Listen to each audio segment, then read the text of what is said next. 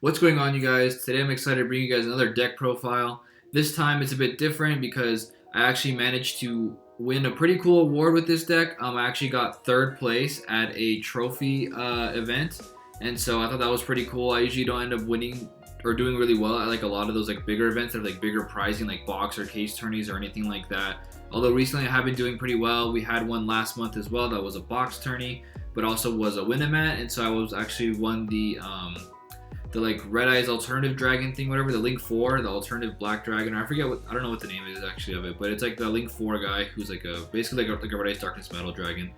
So that was really cool. I won that event with Prank Kids.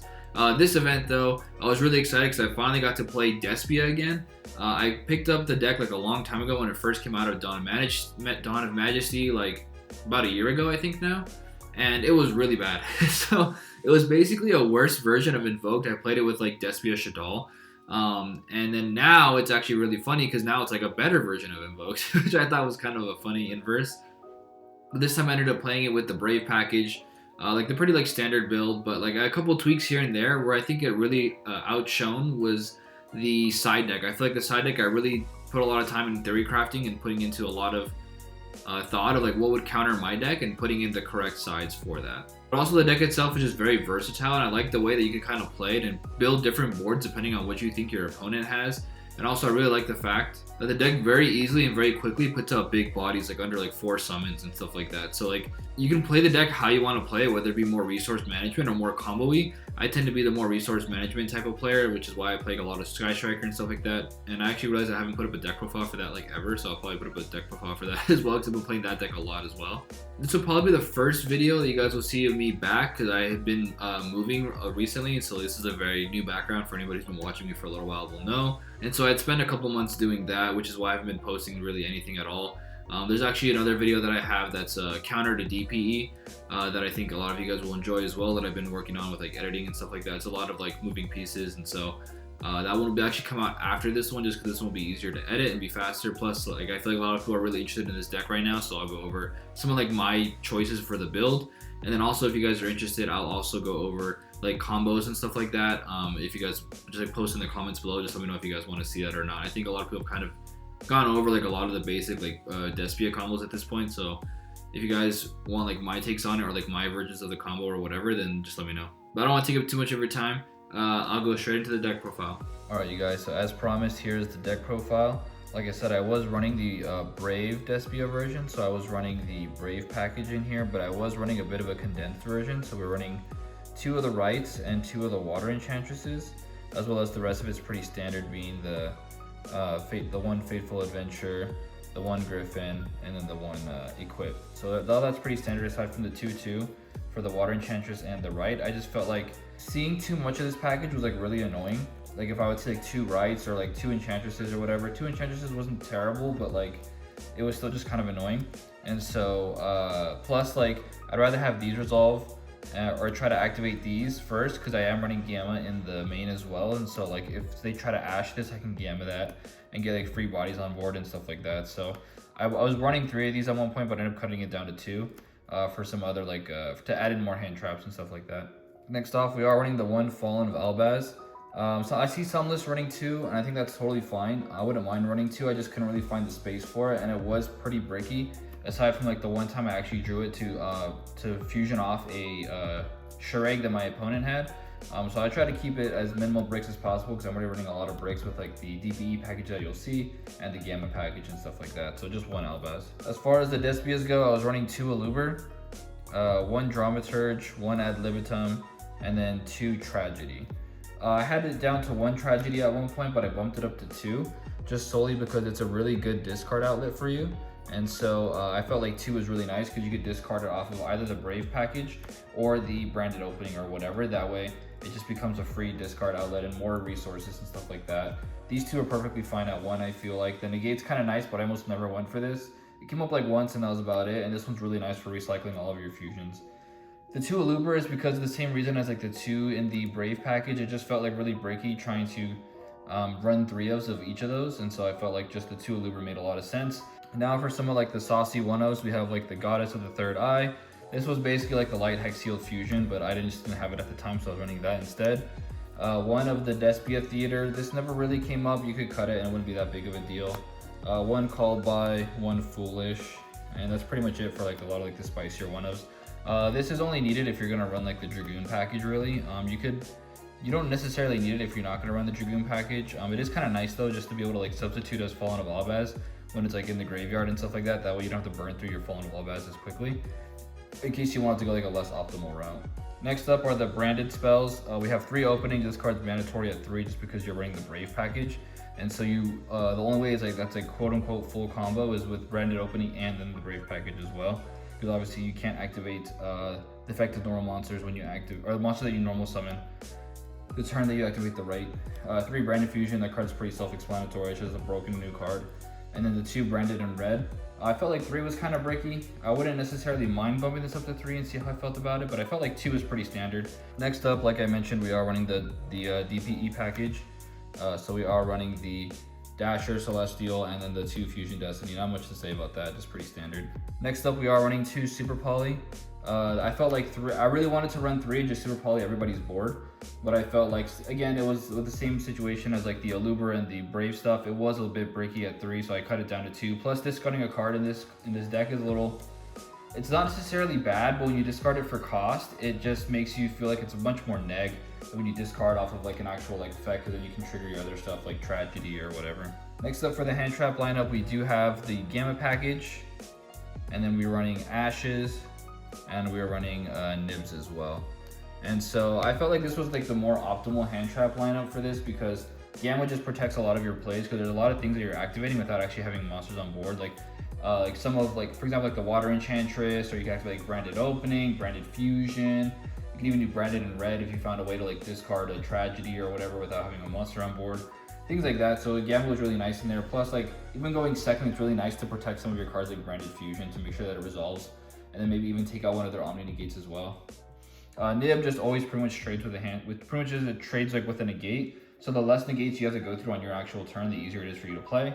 So I kind of like that. And the 3 Ash was kind of just more mandatory, just because I was fearing a lot of like the mirror matches, which I actually didn't see. So I would Ash like the Branded Fusion or something like that, or I would Ash like just like the really problematic cards, such as like Fusion Destiny. Also, Nib and Ash, even with the Brave package, should still clear their board, because if you Ash the Fateful Adventure to add the Griffin, and they don't get the Griffin, then later on in their combo you can Nib them. It's not the most optimal way to do it, because they still gain a lot of resources, but like at least you get to like play through the board easier on your turn. And so that was it for the main deck. That was 42 cards. I felt like 42 was pretty solid because I wasn't drawing like too many bricks, and I still felt like I was drawing all the key pieces that I needed. As far as the extra deck goes, for the Albaz fusion monsters, we're running the 2 Mirror J just because this card is broken. Honestly, you could cut it to 1 and I would have been fine. There was almost never a scenario where I summoned a second one from the extra deck. I'm usually summoning them off ad libitum, so that way I bring it back from the grave. Like I'll use it to like to fusion into like Guardian Chimera on my opponent's turn, and then after that I would use ad libitum from the branded in red that I grabbed back to bring back the Mirror Jade. So I almost never ran into a situation where I needed to summon 2 of these, but I could see where that's like kind of important, and I would rather keep these at 2 for now until I figure out for sure what I want to do. And I only have the 1 Guardian Chimera. I never felt like I needed 2, so it was like whatever. 2 Albion, I'd be okay to bump this up to 3. It's really good. And then the 1 Lubellion, because I just run the 1 Albaz, I just run the 1 Lubellion. I actually wouldn't mind bumping this up to 2 just in case like one gets like negated or something like that, and I could find a way into like another one to help bounce back some of the stuff in my grave to recycle for later. But for now, 1 is okay. If you're running 2 Albaz, I'd probably run 2 Lubellion for sure. 1 Titaniclad, just because I was running into situations where I would like resolve Mirror Jade twice, like 1 on my turn, 1 on my opponent's turn, because I would bring it back with ad libitum, and I didn't want to dump like Albion twice, so I would just dump like Titaniclad, and even though it wasn't like the most beneficial, it was still not too bad. Next up for the Despia fusion monsters, we're running the 2 Masquerade and the 1 Quirtus. It never really came up too much. I'd go into Masquerade occasionally and just help like to burn for damage and help like, especially like when we got close to time and stuff like that. I never found a good way to bring out 2 of these at the same time, but if I find a better way, then this card is definitely staying at 2 for sure. I think it's worth having at 2 just solely because if you can find a way into 2, your opponent's basically screwed. They have, I think, something like 6 actions or maybe 7 actions before they actually kill themselves. So having double Masquerade is kind of nice. Plus you can protect them with branded opening, which makes it really annoying for your opponent. Quirtus is just there because like if for some reason like all shit goes wrong and like just everything's bad, then you just basically go Quirtus, and this can help you bring out like Fallen of Albaz when it dies or something like that, and that way you can like super poly your opponent's board. Never really came up, but kind of nice. Plus it like can help like get over like weird stuff that have like really high attack and just like bring it down to 0. I think I actually probably should have gone into Quirtus more when I was playing against Eldritch, because I played against Eldritch a couple times, and this probably would have helped me when they were like buffed up to like 35. I could just bring them back down to 0. And then as far as like the other like 1-of fusions, we are running the 1 Dragoon just because it just felt like really good for helping keep up with like resources, and plus people have to go through so many resources just to out Dragoon. It's worth just going into sometimes every once in a while when you know that your opponent has a hard time, especially against like trap decks, because their main way to out this before was IDP. You don't really put any other spellcasters in grave, so like it's really hard for them to get through Dragoon if they can't IDP it. Also Starving Venom. I wish this would have been Draco's Stapelia, but I didn't get one in time, so I was just running Starving Venom for now. Only came up like once, but it ended up helping me OTK because I was able to super poly my opponent's Dragoon, not Dragoon, their DPE and their Preda, and then I was able to like basically absorb the attack of the Griffin, so I made it a really easy OTK once I went through like my regular combo. And then as far as the links go, we're running the 1 Preda just because Preda's broken, and then Dark because if you ever ran into like a weird situation where like you had a Luber in hand and you had to activate right, and like it's turn 2, you can still activate right to get the token, and if for whatever reason they stop your continuous spell to add the other monsters back, then basically you can summon a Luber and then go into Dark and then steal one of their monsters from their grave and stuff like that. And so it just gives you more plays and more extenders that I felt like Link Spider really didn't do.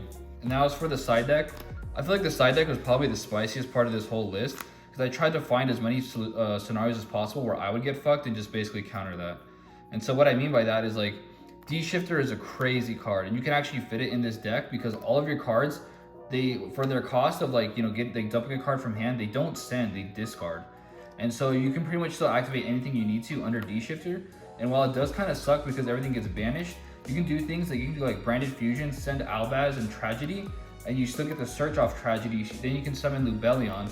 You can discard a card because it's not for, it's not send, it's discard. You can cycle back your stuff and things like that. So this card's disgusting. It only came up like once in the final round of determining 3rd and 4th, so it actually kind of helped me win, but like, I wish I would have seen it more when I did sight it in. I also ran the 3 Ghost Spell just because it helps the mirror. Also helps against like Tri-Brigade and like random stuff. Like I ended up sighting this in against like a weird Tri-Brigade like branded list. So this ended up helping me out against like, you know, Revolt and all that other crap. Next up, I was a little bit scared of the Flunder matchup. I know there are some Flunder players in that area. So like I really wanted to sight in the Godarlas in case I ran into something like Barrier Statue M-Pen. And also I was running another tech card for them too. So if I drew both of them, then they were basically screwed. So this just got rid of the Barrier Statue, and I can easily get rid of M-Pen after that. So that was the thought behind the Godarlas. Next up is what would have been 3 D-Fusions, but I only had 2 at the time, so I just threw in a Pank because Pank is just a crazy great 1-of, which this actually came up a lot in Eldritch. Just getting rid of skill drains and random crap like that is really nice. But I decided these in for the mirror because if you D-Fusion a Mirror Jade, they can't trigger the effect to Regeki your board. So this never really came up, and I also cited it against like, I also intended on citing it against Prank Kids in case they went into like Battle Butler. I could like defuse it and force them to like activate the Raigeki effect or whatever. And also defusion also stops their effect in graveyard to like bring back a random monster or whatever. So like it just kind of worked out against that. I didn't have it to play against any Prank Kids, but I know there were like a lot of Prank Kids players there. Lastly is Twin Twister, just because there's so many cards that activate during the main phase specifically that I felt like this was way worth it. Plus this deck just absolutely loses to anti-spell. So like having outs to that was really great. The discard is kind of a neg, but like the Twin Twister was really good because it helped against like Eldritch and getting rid of like random stuff that they had set, as well as like I said, if you are playing against Prank Kids or against Flunder, then basically you just go Twin Twister during the standby to pop whichever one is the Pandemonium or the trap card that Flunder sets. And then after that, like for example, I said like with the Godarla, I could Godarla over the Barrier Statue, then I could just play and I just basically OTK them from there. So as far as the side deck goes, I don't think I would change anything in there just because like I said, I think everything was pretty well crafted for like the like the counters to my deck. So I felt like that was pretty solid. As far as the extra deck goes, the only thing I'd probably get rid of is maybe like one of the Mirror Jades, and then throw in an extra Lubellion. Oh, then also Titanic Cloud. You could also probably take out Titanic Cloud. Unless you're running 2 Albaz, then sure, a Titanic Cloud is fine because you could easily grab one. But a lot of times I found that Titanic Cloud's effect was probably just dead. The only reason why I might keep in Titanic Cloud is because it's a really easy super poly target. So like you just have like Albaz on field, and then you just like super poly like any, basically almost anything they bring out from the extra deck. You could like super poly their Dragoon that way or whatever, or like their DPE. So that's kind of nice. But like I said, only for really running 2 would I run the Titanic Cloud. I think I would probably take it out for like a Lubellion and just forego like a secondary effect off of like the send from the Mirror Jade, just because like I'd rather have double Lubellion for recycling. But yeah, overall I think the deck performed really well, and I think that with a bit more crafting in terms of like just figuring out like ratios and stuff like that, I think the deck would do a lot better. I might even try the Fright for package because I hear that that's pretty good, especially against the mirror, because you can fit in more hand traps and cross out and stuff like that. But for now, I'm pretty satisfied with how the deck did. So that's pretty much it. Have a good one.